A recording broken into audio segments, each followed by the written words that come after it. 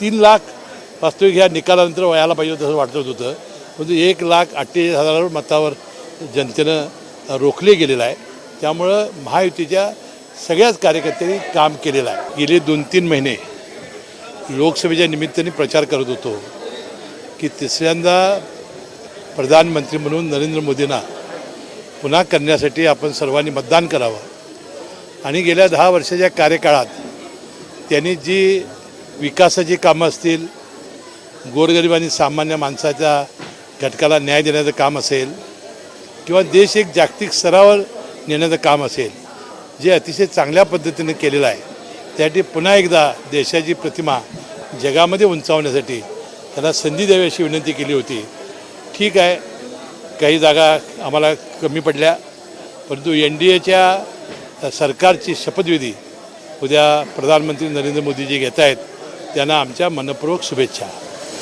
राज्यामध्ये पुन्हा एकदा काही आमदार शरद पवार गटाकडे जातील अशा चर्चा होत्या. त्यात आता रोहित पवारांनी देखील अल्टिमेटम दिला आहे, यायचं असेल तर 15 दिवसात या. 15 दिवसाचा अल्टिमेटम होईल. काठावरच्यांनी लवकर निर्णय घ्या. नाही, आम्ही परवाच आमच्या 43 आमदारांची बैठक घेतली. त्यातले 4-5 आमदार आपल्या व्यक्तिगत कामामुळे येऊ शकलेले नाही. त्या सगळ्या आमदारांनी तिथं शपथ घेतली आणि त्यांनी सांगितलं, विधानसभेच्या निवडणुकीत आमचा पराभव जरी झाला तर चालेल, परंतु अजित पवारांचं आम्ही जे नेतृत्व स्वीकारलेलं आहे ते आम्ही कदापि सोडणार नाही. अशा ज्या अफवा पसरवल्या जातात त्या चुकीच्या आहेत, थोतांड आहेत. त्यामुळं राष्ट्रवादी काँग्रेस पक्षाचे नवीन मालक रोहित पवारांनी जे निमंत्रण दिलेलं आहे त्याला कोणी प्रतिसाद देणार नाहीत.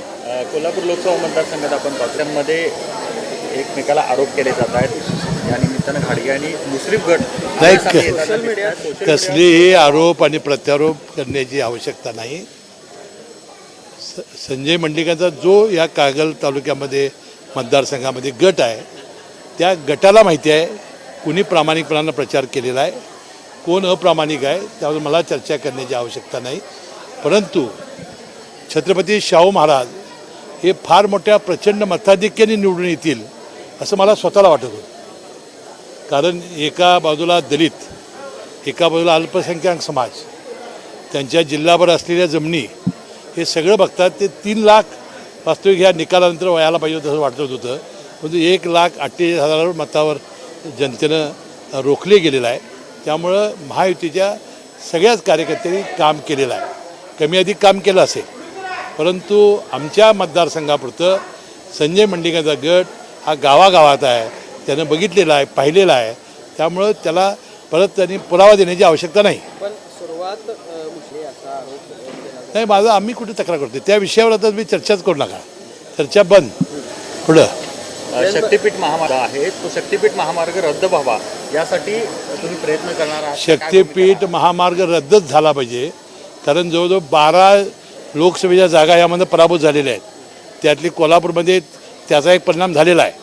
कारण याची काही त्या रस्त्याची आवश्यकता नाही. आता ज्यावेळेला कारण 2 दिवस मुख्यमंत्री एकनाथ शिंदेसाहेब आणि दोन्ही उपमुख्यमंत्री फडणवीस साहेबांनी थोडी नाराजी व्यक्त करून त्यांनी राजीनामा देण्याची तयारी दर्शवली.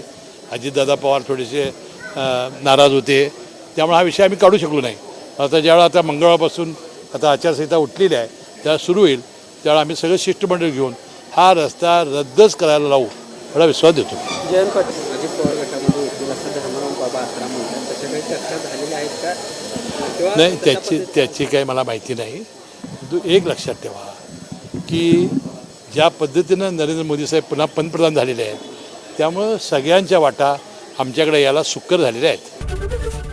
ABP माझा, उघडा डोळे बघा नीट.